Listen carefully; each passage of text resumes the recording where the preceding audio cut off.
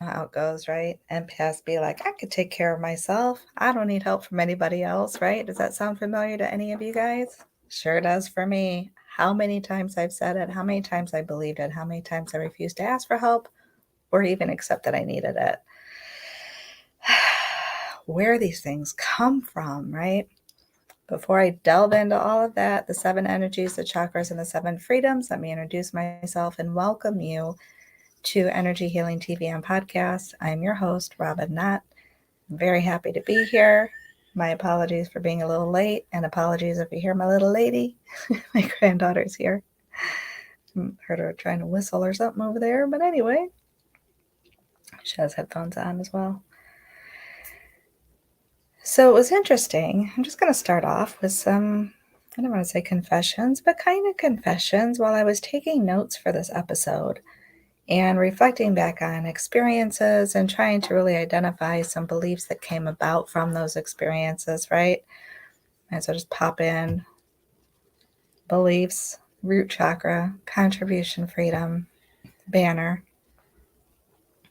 That's where it starts. I was starting to feel that low energy, right? So layers, we have layers upon layers to heal. And sometimes when we reflect or things come up in our memory, it can sadden us, right? I won't say that it's like taken down and pushed and pulled completely. However, I definitely felt those humanness emotions and thought about those icky beliefs that come along with it. And again, there's patterns. So oftentimes we have that belief, like the common one, it seems, of unworthiness, feeling or believing that we are unworthy of all kinds of things, whether it's unworthy of receiving help, unworthy of receiving love, unworthy of receiving money, unworthy of receiving attention, unworthy of receiving anything. Insignificance. Oftentimes I talk about healing the layers without the blame, shame, or guilt. And a lot of that comes from these spaces, right? Life experiences, formulating those beliefs, feeling, when we move into the sacral chakra, the feelings of the feeling blamed, right? Feeling shame, feeling guilt for what? Existence, sometimes it seems. So dealing with that whole concept or idea or belief that I take care of it myself, where does it come from? And there's two sides to it. There's two, what's the word I'm looking for? But there's two ways I go with it. In one hand, I have those beliefs in unworthiness. Yeah, I'll do it myself because I don't want to put other people out. I don't feel worthy to ask, right? Who am I to ask for help? Who am I to accept help from someone when they have their own stuff to deal with, right? People don't need to waste their time on me, or they don't need to expend that energy on me. So there's that side of the belief system in the roots, in the root chakra, right? And then other times it's having that belief of, no, I'm independent, right? And I value independence. So that's a great quality. That's a great ability to be independent and to be able to do things on my own. I can handle it. I'm strong, right? I'm good. Having that belief that we're supposed to do things on our own, that we're supposed to not rely on others, right? We're supposed to take care of things ourselves. So it's really interesting, and I stopped myself from delving too deep into those experiences today because I wanted to stay in that observer mode, and I was starting to feel the weight of my emotions pulling me in a little bit, right? Because some of that hurts, doesn't it? Some of that is painful. So again, I wanted to stay in that observer mode and not get sucked in and pushed and pulled, but we'll get to more of that.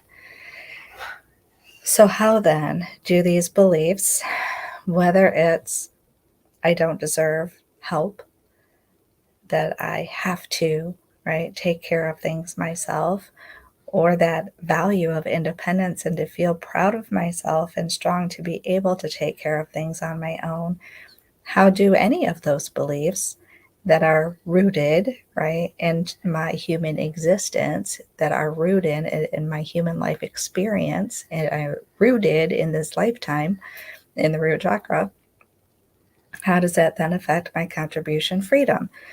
So I don't think I said just yet. So that reminder, right? As the lead soul guided instructor of the Spiritual Business YouTubers Network with Iona Mead, I'm incorporating a little bit of her 7 freedoms in our conversation because they mesh and meld very well together, right? And Iona and I work together.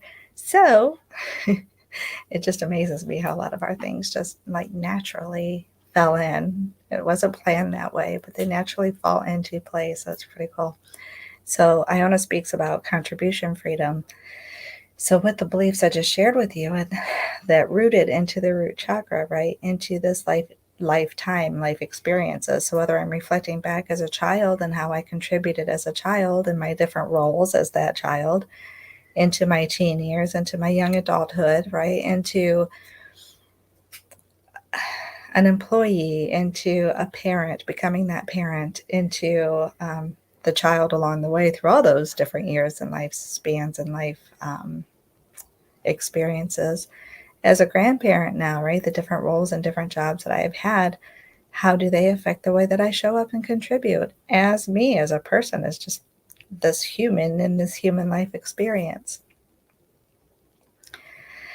How I can sabotage my human life experience based on those beliefs. Still, right, in this time zone, not time zone, yeah, lifetime timeline. That's the word I was looking for. It just wasn't coming to me. In this timeline, in another timeline, if I allow it, right? If I don't recognize it, if I don't see it, if I don't change it, I can just repeat it. Repeating the great things we want to do, right? Repeating the ick we do not. So we want to clear these things out and change them as we go. So then moving into our emotions. So as I had mentioned, and I listed some of those emotions. So as I was reflecting on my life experiences that helped formulate or program those particular beliefs in my root chakra that affect how I contribute in the world or in my life on the daily, I looked at some of those emotions that I felt and some that I could identify. So when you think of emotions and you think of identifying emotions, think of them as it's one word, right? Oftentimes we say things like, well, I feel that blah, blah, blah. And we might incorporate our emotion in that statement. But when we're saying I feel, it's really the thought that I'm thinking something. When we talk about our emotions, it's that, again, one word. I feel sad. I feel happy. I feel love. I feel hurt. It's a one word, right?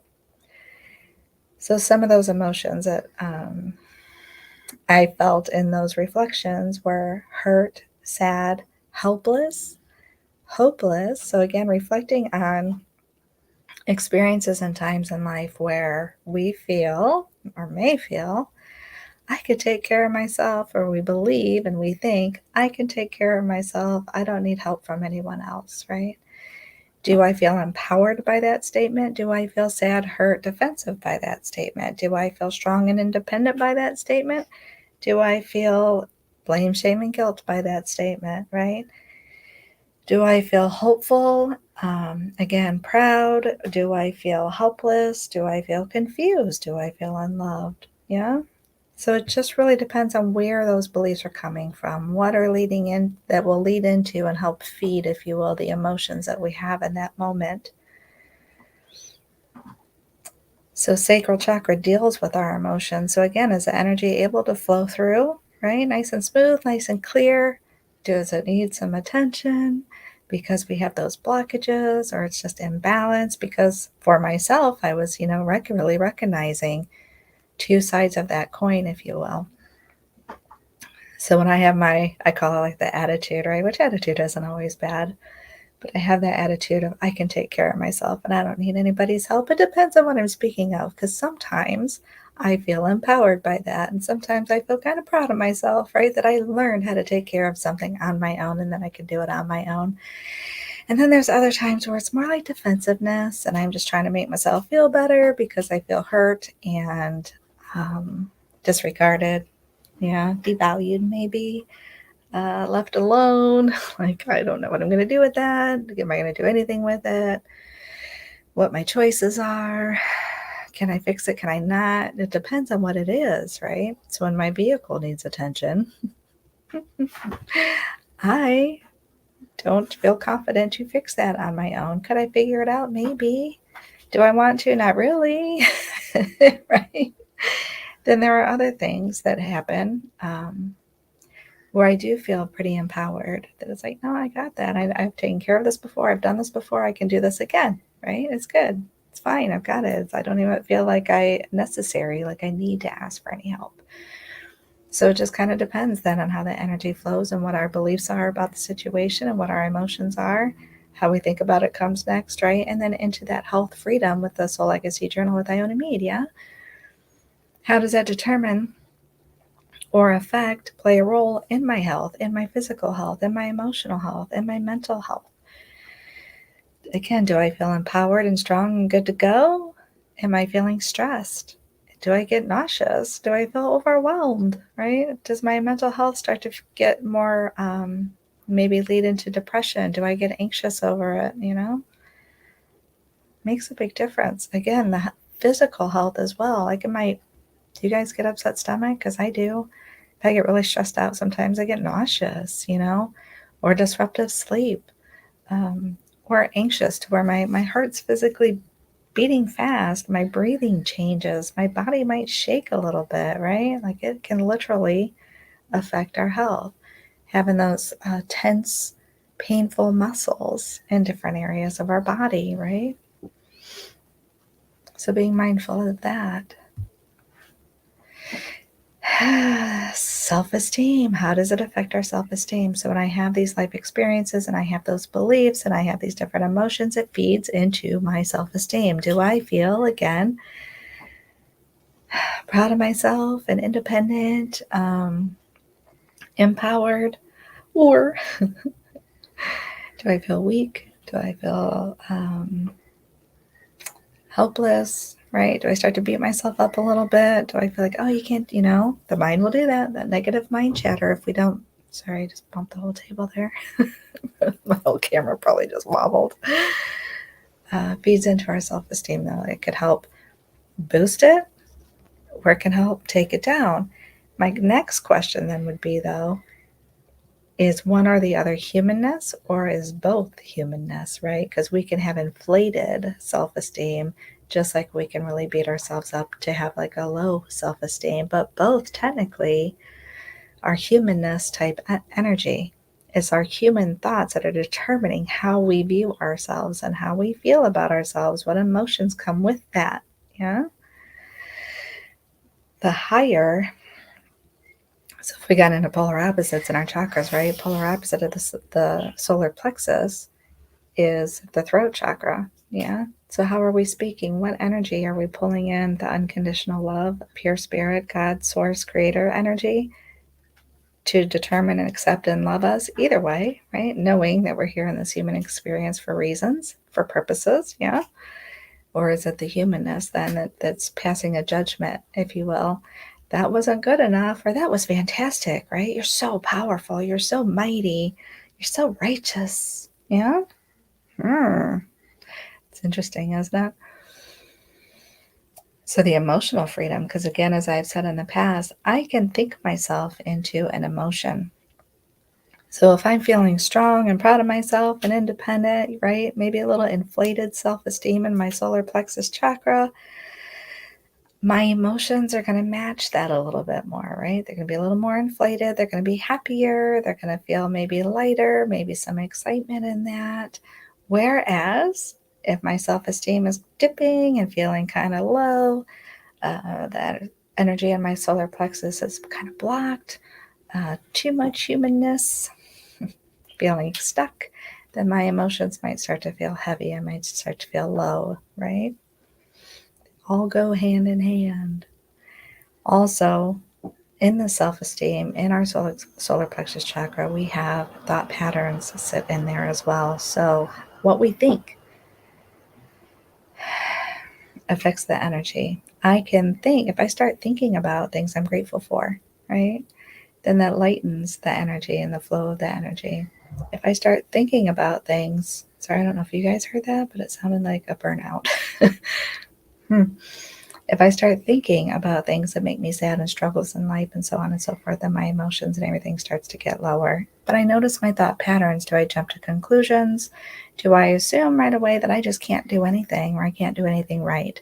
Do I jump to conclusions and think that I can do anything and everything because I'm so mighty and so powerful?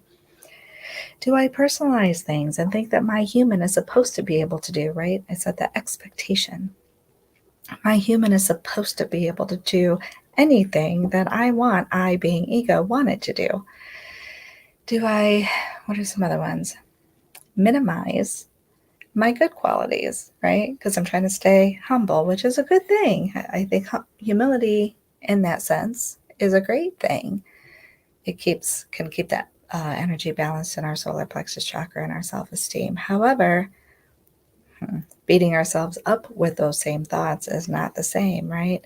That's like humiliating ourselves, and that's a very different energy. That's way over the line there. Do I magnify things, right? Again, do I overinflate how I see myself, my self-esteem, those, great, wonderful, empowering or powerful types of humanness emotions? Or do I magnify difficulties and struggles? Maybe it's just a hiccup and I made it like a tragedy. Yeah. Watching the energy in there and how it flows to the next. Kind of on a roll here. I feel not rushed, but kind of rushed today. It's really weird. I don't know. Full moon eclipse energy? Maybe. Let's go to the next one. Heart chakra transformation. That point where we get to decide, we get to make a decision, we evaluate, if you will, if we're aware, the energy in the lower chakras, so in the root chakra, in the sacral chakra, in the solar plexus chakra, pull in, ideally, the higher vibrational energy of unconditional love, of God, pure spirit, source creator, and take a look at what we're doing, right? Maybe it is bringing in some of that humility to say, get a little too inflated on the humanness there, right? So I can balance that out. Or it might be like bringing in the energy of, not that pure spirit says it this way, obviously, these are my own human words, but dude, stop, right? Stop beating yourself up, overdoing it here. You're allowed to ask for help, right? Everybody, every human needs help sometime, and that's okay. Just because as an empath you may feel all kinds of things doesn't mean that you have to take care of all of that, right? It's not yours to take. When you feel something and then you personalize. So meaning I can remember different times when I might need help. It might be something small, it might be something bigger, but you feel what's already going on there and you're like, I probably shouldn't ask yet, right? Because now I've already determined what's going on, why they're feeling what they're feeling. Maybe I then start to personalize and think I created that feeling to begin with, so now asking for help is just going to make it worse. And then I get all up in my headspace, right, and my humanness, and I've sabotaged it before I could even think about getting, the next step or asking for that help. Or there might be another time where I'm thinking, because I'm human, we always do that thinking thing, right? You feel something, you determine, you're deciding in your own humanness what that feeling is, what it means, and why it's there. And maybe I do go ahead and ask for that help, but then I don't get the response that I wanted. So now I'm flipping that all around again, right? So then I might create that thing of, well, do I really need the help? I can just let it go. I can let it wait longer. I can do it myself. I can do it myself. I can do it myself. Or I could deal without it myself, which is still resolving the issue myself, right? Whatever that may be, whatever that may look like. But the heart space is where we make that decision. We pull in our values.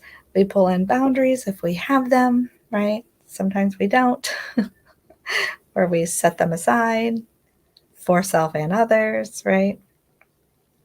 So for those listening and who cannot actually see me, my hand is up as I'm telling on myself. Been there, done that. Probably still do sometimes, right? However, there are some things when maybe we don't need help. So I don't know about you guys, but in a space of dipping back down in the sacral chakra for a minute, talking about emotions and feeling overwhelmed or stressed and depressed and anxious and all those things, And you feel like, because you've taken on so much, you've said yes so many times, because remember those boundaries I just was talking about not having? You say yes to so many things that your plate gets to be so full, and then you really don't have any more room for yourself or anybody else. So then when something little comes up, you feel like you need help because your plate is so full. And then you try to ask for help, and maybe you didn't get the answer that you wanted, or you're afraid to ask for help because in the past you asked for help and didn't get the answer you wanted, or you're afraid to ask for help because you don't feel like you're worthy of asking for help, or you're afraid to ask for help because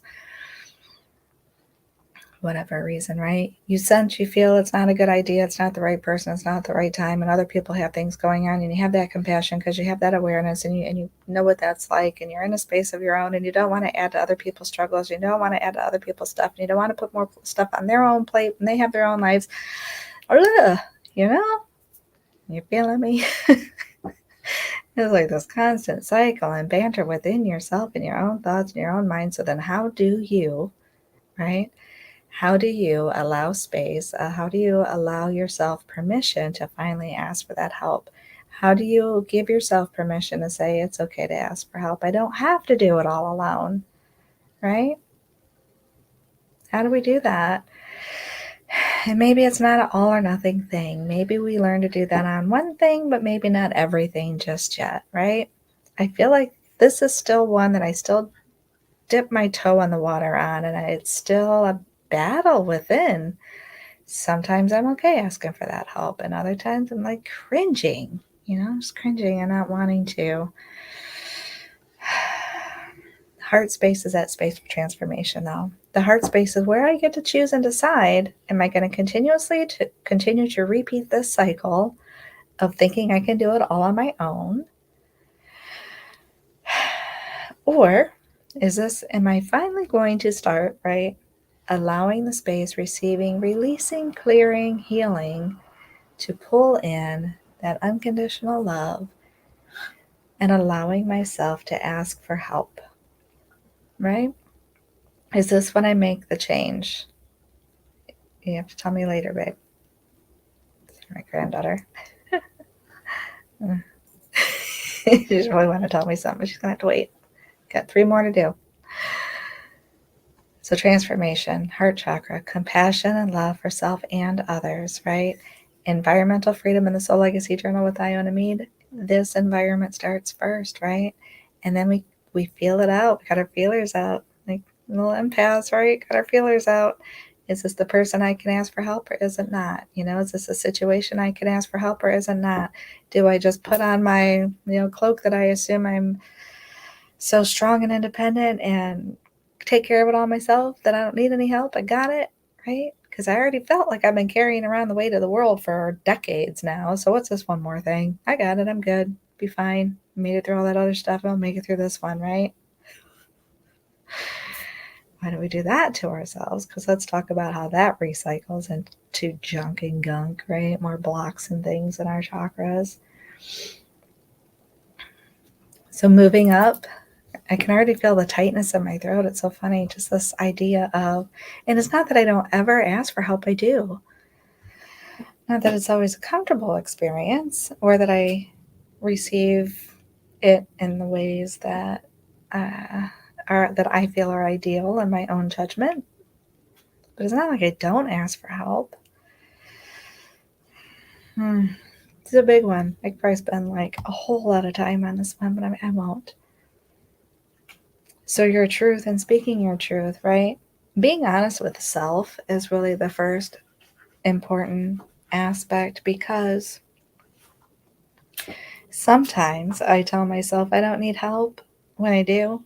So I'm not being honest with myself.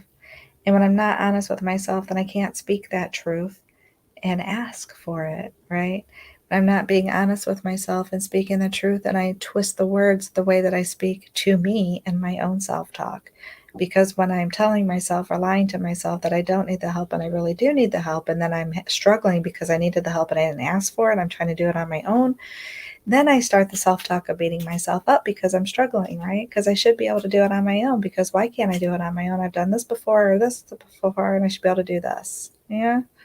Cycles and patterns. So being honest with self when we actually need the help, and there are times when we don't. So I also am aware of times when I set myself up, right? Didn't really need the help, but maybe I wanted to test a relationship, right? Depending, it doesn't matter what type. It could be with a child, a parent, a friend, a whomever. But you kind of want to test it and see where it's going to go. So even though you really didn't need help to begin with, you ask for it anyway, which is still uncomfortable because it just is, right? With all that stuff, all the beliefs, all the emotions, all the how we identify in our self-esteem. But then you don't get the response that you wanted to get. So then negativity really kicks in, and then you really start beating yourself up, and then you start feeling different about maybe the person who didn't react or respond in the way that you wanted them to. And it's just sabotage in all the ways. So, distraction. um, mhm. I shouldn't have read her note. My granddaughter showed me something and it totally threw me off. It said 0%. That probably means, it means for a tablet, but it makes me think of me too, right? Like 0% of mental space, sometimes mental capacity, ability to speak your truth, ask for help when we need it.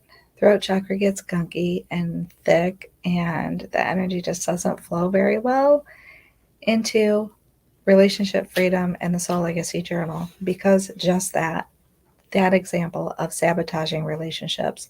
I may sabotage the relationship with myself. I may sabotage the relationship that I have with God, with Pure Spirit, Creator, whichever name you give. Because then we might get in some blame, shame, and guilt, right? Because I've internalized the blame, shame, and guilt myself, and then I want to reflect or project that because I don't want that within. So then I get mad at either another person or God, right? Pure Spirit, and want to point fingers for blame, shame, and guilt, which is still not speaking my truth. It's a way of avoidance and more sabotage. And we do it in our other human relationships, right? So if I'm feeling annoyed, like I could have blown this whole thing up out of proportion. And when you think about it, right? So my granddaughter did that thing and I got sidetracked. I'm like, wait, I'm on this live and then I record this and I share it all over and I want people to hear it. I want to share a message and I want to be helpful. And this is the whole reason why I do this. And now you set me off and I lost my train of thought. And right, the energy stopped flowing and oh no, this is going to look terrible. And I could just really take it in a way that would be completely negative and not helpful, not my truth, not hers, right? It could affect the relationship that we have together, like we could twist things around in humanness so easily, which obviously I'm not going to. I adore my granddaughter. We have a great relationship. She's, when you think about it, right, at the big picture, she's 7 and does amazing when I am on a live. Yeah, I understood that, but she just spelled it out. Grandma, the tablet is dead. Yeah, I get it. I understood what you meant by 0% with a picture of a tablet.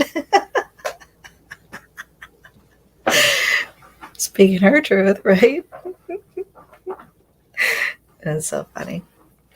But that relationship freedom, relationship within ourselves, the relationship with our ego self, the relationship with our highest self, and then the relationship we have, relationships we have with other people, right? Whether it's family members, friendships, romantic relationship, whatever it may be, all of our relationships, if we're showing up as ourselves, if we're speaking our truth. Have you, wow, this memory just came to mind. So in these relationships, when you need help, you don't speak up, you don't share, communicate that you need help, but yet there's this expectation that maybe someone's just supposed to know, right? So why didn't you just offer? Why didn't you just step in? You know I need help. It's obvious. How could you not need help in this situation, right? And they don't do it. And then we get mad about it, don't we? Then we get mad. And we feel jaded or disrespected because they didn't do what we wanted them to do and we didn't even communicate what our needs were, right? Speaking our truth and communicating it in a decent manner. Again, that's a whole nother conversation that sometimes we have, don't we? So next one, observer mode. Third eyebrow chakra. Self-awareness and being aware of those things for ourselves. Being able to look within and see where I have those beliefs, what type of emotions those beliefs are bringing for me, what types of thoughts I have that either support or do I challenge those beliefs, right? How I identify myself with those thoughts and emotions and beliefs. What patterns I may be repeating, which ones that I've progressed through, which ones I've tested, right? And like, oh, this works better for me, so I'll do more of this. Not getting pushed and pulled into those emotions. Remember, the polar opposite of the third eye chakra is the sacral chakra. All about the emotions, right? Having that deeper, calmer feeling to use for like a discernment, if you will, to be able to say, do I need help? And then it's okay to ask for that help. Or maybe I don't need help. Sometimes we really do just need to do some things on our own, right? It's our lesson to take, or it's our experience to have. It's our own ability to grow. Sometimes we do things on our own, and that's okay. But being in a space where we can really just look at it and ask, look at it and feel into it without getting sucked in, pushed, or pulled one way or the other, right? Having that self-awareness, being the observer of the experience, of the thoughts, of the patterns, of the emotions, of all the things. And again, in the Soul Legacy Journal, spiritual freedom.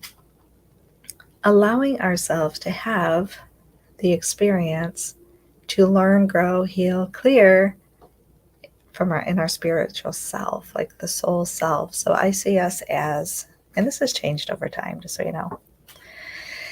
So if we'd had conversations in the past, you're like, that's not really what you said before. It's because it's evolved. That happens. It's changing, and it might change again.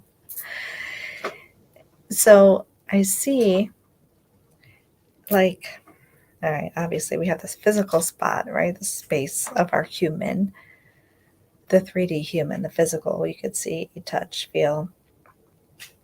That's where a lot of the humanness stuff comes in, right? Because of this human experience, because of the beliefs of who we are as a human being, and so on and so forth. Then we have our energy body, that is what we tend to say around our physical body. Kind of, sort of, but not really around. It's more like the energy body existed and then the human is stuck in there, if you will. Stuck in there, just shove it in there, right? You get this nice, pretty egg-shaped ball of energy, layers of energy field, and you stick a physical human being in the center of it. I have a gnat flying around me, sorry. And then you have and that's your soul. I see that as the soul, right? That's the part it's not going anywhere. The physical body might, right?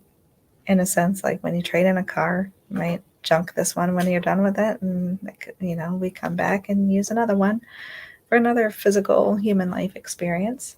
I love you too, baby girl. But that's energy field is our soul. And then we have spirit, right? We have our spiritual self as well. And that spiritual self is that source of connection, if that makes sense. So even higher vibrational energy above the soul self. So we talk about blocks in our chakras, which extends out into, right, the soul. We have the aura, which is part of the soul energy. And when we have those blockages and those layers of energy, then when I'm done with this body, that blockage is still there. So when I come back again as another human being to have another human life experience, to clear more junk or create more, who knows, whatever that human decides, it's that ball of energy that comes back, if that makes sense. And not even comes back, but picks another body, I guess, to inhabit or to lug around for human life experiences. But anyways, I totally digressed. I went off on a tangent there.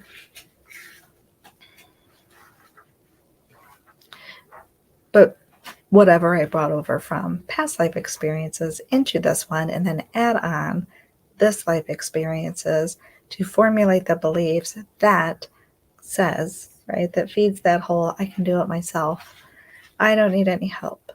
And whether I believe it in that empowering way, whether it's true because I've just have proved it to myself, right? I've done so many things over here. I just mean over here, like in one way. All these different examples, which I'm sure we can all say in our lives that we've learned to do on our own, that support that statement. Then there's some over here that it's like, I'm afraid to ask, or I've asked and been disregarded or cut down. The blame, shame, and guilt came into play. So now I'm just trying to tell myself I don't need any help and I'm doing it on my own, because I'd rather struggle trying to do it on my own than feel that feeling again. I don't want to feel what I felt from other people, right? When I needed help. That's intense, isn't it? Yeah, we feel that energy very intensely, don't we? And we don't always want to do that. So that spiritual freedom, I think that's why I went off on that big old tangent. Allowing myself to be in that space, to have that observation, to have that experience, to allow myself to feel vulnerable, to allow to maybe transmute the icky if it comes my way, or receive it when it comes in a very loving way, whichever that may be. Like, there's a whole lot of back and forth I'd like to take on that one. Still, like, again, I feel like this is a deep one for me, and there's so many layers to this one alone, just this one, right? Both sides of the coin. You just take it so deeply. Let's move up to the crown chakra, the space of unconditional love. So as empaths, oftentimes, right, we feel the energy, we have the compassion, or sometimes flip over to the apathy, right, because we're just trying to block it because it's just so stinking intense. Or we start to only see ourselves, and then we don't see other people's space because, like, you have no idea how intense it is, and just assuming that other people don't have a clue, right, or get angry, whatever it may be. Moving into and being open to the energy of unconditional love, allowing that to come in through the crown chakra, allowing that to transmute, clear, heal, release all the icky stuff that we've experienced, that we've lugged around, that we've added to in this life experience. Allowing ourselves to ask for help if we need it, right? Giving ourselves the confidence, if you will, or support to manage things, whether it's on our own or with help when we need it. Not trying to jump in and take the place and rescue everyone else when it's not our place to do so, right? Assuming that that's part of that unconditional love. When it's not our place, it's not our place. Kind of like period with that.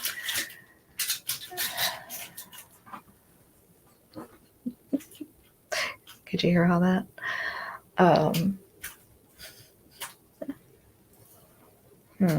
What else do I want to say about that? Again, two sides of the coin, right? What beliefs do I need to address with the unconditional love? Is it beliefs that need transmuted? Is it beliefs to see me as that soul, as that spirit self, recognizing the efforts made and the experience that I may have when I receive help, right? Doing things together, how that affects relationships to do things together, right? So when I'm saying do things together, I mean, whatever it may be, I'm receiving help. If I need help building a fence or fixing my car, or, right? Or like, say, the car thing. So maybe I don't help physically fix the car, but there's a exchange of energy there. Maybe it's almost like a barter system. My son fixes my car, and then I do something to help him out that he doesn't either like to do or want to do or can do on his own, type of thing, right? Whatever that may be. Allowing that space and that energy, though, to flow in it through the crown chakra. And in the Soul Legacy Journal, that's financial freedom. And how often does that play a role when it comes to the help, right? I want to help. Can I afford to help? Sometimes I want to help financially, and I don't have the financial freedom right now to offer that, right? So when you see someone struggling financially and you want to be able to either make a purchase for them or offer them, the financial resources in some way or another to help them out, but you can't do it because you don't have your own financial freedom, right? Because in those times of struggle, you didn't ask for help because you thought you could do it all on your own. See this? Those cycles again. within self and how it projects out towards others. We block it, don't we? We think sometimes that we're doing the right thing or that we're not putting people out, but ultimately we do end up putting people out because it doesn't work the way we wanted it to work, or that it needed to work, or that it could work for us to show up and be the best person that we could be, the best version of ourselves that we could be, right? I don't mean in comparison and judgment with other people, just for us as us. So I hope that made sense. Yeah. So let me know in comment section. If you're in the community, come drop a comment or statement in there. Let me know what it's like for you. What are your experiences around asking for help? Where did they come from? What beliefs do you have? What emotions what does it feel like for you to even feel like you need the help? And then are you able to ask for it? And what's it like for you when you do? Anxiety just came to my mind, like feeling very anxious if or when I would ask for help, or just so much overwhelm and anxiety would build to so much overwhelm and heavy energy that I would hold on to it and just not, right? Just like not. I was like freeze in a sense. It's just too heavy. Not seeing myself as that soul, spirit, the unconditional love within, the light within, right? Not seeing that of my own, to give myself permission then to even need the help, to be okay with needing help, right? That's a big one too, isn't it? We talk about seeing the light in others, but do we always see the light in ourselves? We want it to be seen, but do we see it? Do you see yours?